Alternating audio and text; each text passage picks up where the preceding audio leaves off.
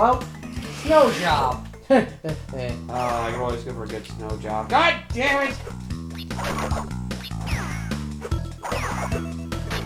Oh, that sucks. Okay, well, good news. We can get the next color gem. Bad news. Remember how much you hate backtracking? Yeah, basically, in level 13, you're getting rid of the nitro crates and go back to the beginning of the stage. Oh, okay.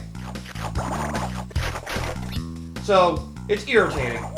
Damn it. Now my own basic platforming is killing me. Don't forget you have double jump now. Not that you needed it, just wanted to remind you that it's there.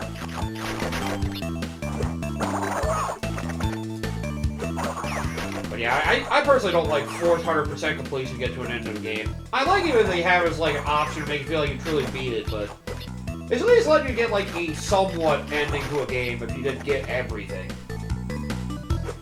I'm trying to think of an example that did that bullshit. I mean, like I said, the two I thought of, Rayman 1 and Jet Force Gemini.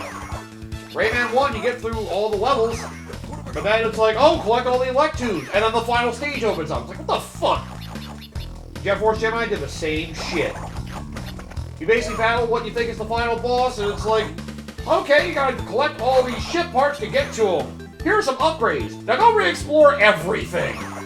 And get everything. You know, all my friends, you have to find all of them too. Well, here's the thing. I don't mind the 100% completion to get the best ending. Yeah. My problem is when you purposely lock out collectibles on like on a bonus playthrough to get the 100%. Oh, yeah. That I hate more, where it's like, oh, you can't get 100% until you beat the main game first, and then new shit unlocks. Oh. I hate that more. Basically, most 3D Mario games, frickin', well, I say most 3D Mario games. That's more, yeah. Sunshine and Galaxy 1 are probably the biggest vendors of that. Why Sunshine? There are certain missions you can't do until you, once you beat the 7th mission of every stage, you're forced to go to the endgame thing. Yeah, except for one stage for some reason. You can rock it in and out, so that doesn't fucking count in my opinion. Oh yeah, I guess.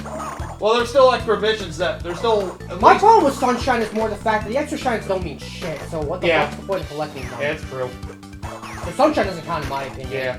Galaxy 1 is whatever, it's an extra campaign. I know there is at least one extra mission you have to get after beating Bowser. I guess Galaxy 2 you can argue, I suppose.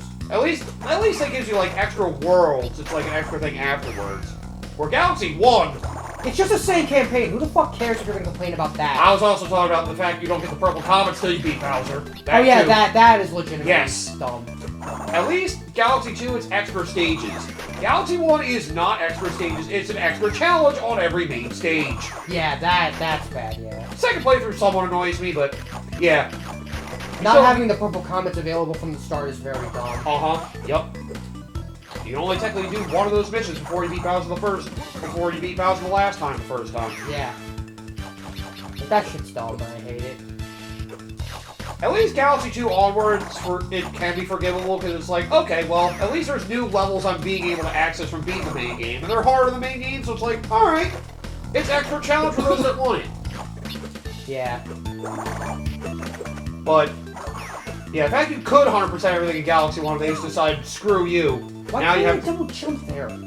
Yeah, it's ice platforming, it could be a little weird because of that. There could also be a specific timing of the double jump, like if you do it too late, it might not let you do it. Like if you do it as you're falling down, you probably can't do it. Yep, you gotta be quick enough. Yep, precise timing to it. Remember this shit from freaking Crash 3. I keep thinking Crash 2 in my mind for the platforming annoying me. But it didn't even have double jump! I keep forgetting there are reasons that people like Crash 2 more than 3. Yeah. They don't have the extra abilities. It's pretty the much extra abilities are kind of a headache. It's pretty much a pure platformer on its own. And it works well for what it is, just is still pretty demanding. Just the color gems holding off some areas for me. The fact you might need some color gems, the other color gems, is also irritating. That's pretty rare though. I think Crash 3 did that with like one of them. I think you need one of the color gems to get another one. Oh, they have this in every snow stage. Yes, break the crate for me, thank you. Damn it, Penguin! I mean, at least the Rayman 1 isn't really bad, but it makes you do all these stages, and then you're just locked off from doing the last stage until you get all the collectibles and throughout the stages. Which means you're forced to backtrack through some stages because you need all the abilities to get some of them. You don't get all of them until like about halfway through the game. Oh, I screwed up. Oh, what? What did you... boxes. Oh, did he not blow them up? No. Oh, shit. Oh, right. I guess if he doesn't run through them... If he doesn't hit the boxes, they won't count. Fair point. I did not think about that. I didn't think that would be a problem, though. At least the game lets you quit out of the levels easily. That's nice. Yeah. God damn it, Penguin! You freaking dick! And again, those are probably like the only 2 games I really think really did something that shitty. Well, you'd be like some games that were made and basically have the end of the game locked off from you for some stupid reason. DLC? Yeah. Yep, you know exactly what I was talking about, yep. Basically not having the end of a game for some reason. They're trying to sequel bait or something. The most niche game from the PlayStation 1 PlayStation 2 era that ain't having a sequel. Yup. Yeah. Sucks they have a game feel incomplete. Like, even Golden Sun, you tell the story's incomplete, at least it gave you, like, a decent place to end on. Well, Lost Age, at least, came out, so that one could actually feel complete. Yeah. It's Dark Dawn. Yeah, it came out, like, 6 months or a year after the original, I guess. But... yeah, I was gonna say, that game didn't feel complete, but at least it felt like it had a decent... second game, Yeah, it had a decent ending to go on from the end of that game, too. Like, Dark Dawn is much worse for that. Oh, they were probably trying to sequel bait do the same thing they did with... It almost seemed like they had no idea what the hell they were... It almost seemed like they had no idea what they were doing with that game in some ways. And well, I guess lost their golden touch at that point. Yeah.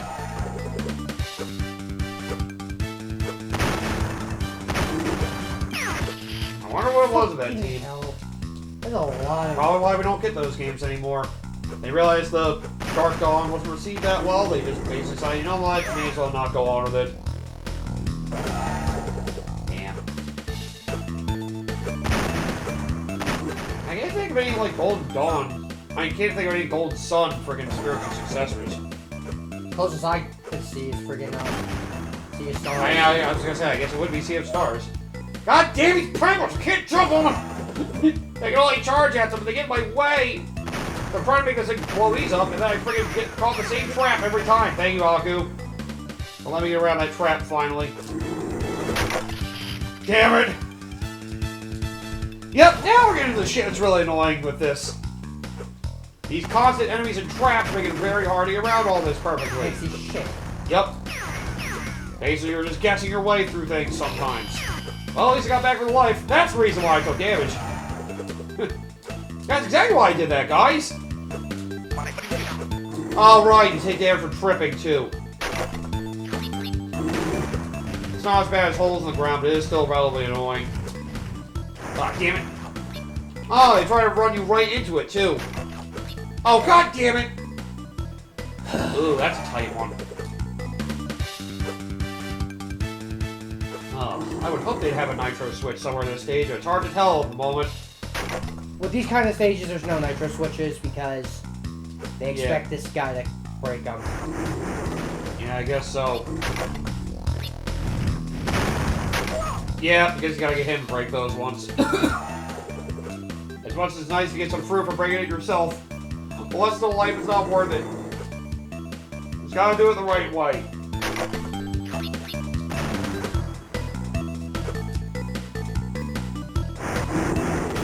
I guess I haven't played too many games that felt like they were sequel baiting and they did. Mega Man XC! I mean, I played 13 recently, and that game basically sequel baited. And that never came out, dude. Oh, yeah.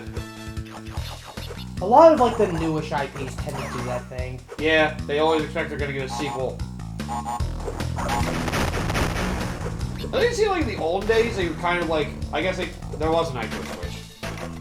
Yeah. God damn it. Well, kind of hard to tell ahead of time. There's some stages that don't have that. I know it's a Crash. Because I'm thinking about Crash and Trance. Oh. They have exclusive stages like that when you don't get Nitro buff. Oh, neat. You need the Oh, good. All the last 18 crates are here. Nice. That makes sense. And I know Crash 3 did that too, because when you got the rocket launcher, you could blow up all the Nitro crates. So why the hell would you need a Switch for that? Yep. Admittedly, though, it is a little annoying. Very stop and go. I think this is a series I did not figure out exactly how I wanted to utilize the Nitro crates. Every game changed it somehow with dealing with those things. It's supposed to be the ultimate obstacle, but they were crates, so they must be broken at some point. Yeah. The fact that they serve as an obstacle that needs to be broken at some point kind of makes them awkward to work in. Yeah. And with this, hopefully... Hey! And check one right at the end of the stage, too. Perfect. More crystal, fuck you. I should have just knocked on the crystal. Well, I doubt this game has something like Crash 2 did, where you ignore the crystal in the first stage, they frickin'... No, they don't have any cutscenes, so there's no okay, yeah. to do it. I don't know, Crash 2, you get an achievement in the Insane Trilogy for doing it, like... What time is it right now? It's like... near 6... It's 6 o'clock. Alright, we can try at least finish this one and then call it. Okay, yep, sounds good. Yes, I know. Crash 2, you ignored the crystal the first stage 3 times. You get an achievement for it. Insane Trilogy. You just have to annoy Cortex so much. Yeah. That was a pretty neat thing to do. Like, it actually came up with a circumstance where you ignoring or missing the collectible. Like, not a lot of games would have really thought of doing something like that. You're like, this is the one thing we told you to do. Why didn't you do it? And now they're going over Crash 3 aesthetic. This is definitely Crash 3. I only recognize it's Crash 3 because the scientists... Well, yep. I guess Crash 2... I recognize from these lasers as well as those flipping platforms. Yeah, it's the future for your... Yep. And they definitely have the spaceship scientists in that too, yeah. I remember that too. I also know scientists were also a thing in the second game as well. Oh yeah. They only had like a few scientists in the first game. They just had the ones that were throwing potions. I think that was it. From the first game. I don't remember them being that big of a deal in the... They had them, but they didn't really... Okay, so... checkpoint. That was more late game in Crash 1 they had that. You only had the ones that were throwing potions, that was it. Oh wait, Crash 1 of the sewer levels? That was 2. Okay, 2 was the one that had those. Okay. Oh, god damn it. Yeah, I was thinking the ones that had the flamethrower. I guess it was Crash 2. These enemies are irritating too. I mean, we are technically more than halfway through this game. Yeah. Like I said, this game is relatively short. And the Crash games were particularly short too. I mean, you only had like 25 stages in freaking Crash 1 and 2. I don't know the number in 1, but I imagine it was probably somewhere around the same. Because they didn't have it based on worlds in Crash 1, they had a whole linear path of all the levels to do. Yeah, world, right. As if the other games aren't linear too. I mean, yeah, at least you do the 5 stages of each world, whatever order you wanted. So that was something. Yeah. This is basically akin to more of the second game in that regard. Yep. I think, because I don't think you could do that in the third game. I think the third game was linear in structure. I think you could do the numbered stages of whatever order you wanted, but you still have to beat all 5 to get to the boss. Ah! Yeah, I'm pretty certain you can do the stages whatever order you wanted and what's in the world. Damn it! Time to double jump there is hard. Maybe it'd be easier to slide. Never mind. What do you need to do? Probably brought something up there. Unless... Oh! Might have time to double jump a little later. Damn. Tough platforming antics. Wow. There we go. Now what? Shit. Oh, okay. They made that gap a little wide there. I wonder if I need to do something else. But I don't think you can get back up from down here. You kind of had to go that way. This is the third stage, right? Second. There's the second stage in this world. Honestly, I think I might come back later because I feel like we're going to need something else to deal with this stage. Ah, get the super spin. Right. Yep. Okay. So I imagine it's the next ability. I wonder if they do the bullshit they did at the end of Crash 3.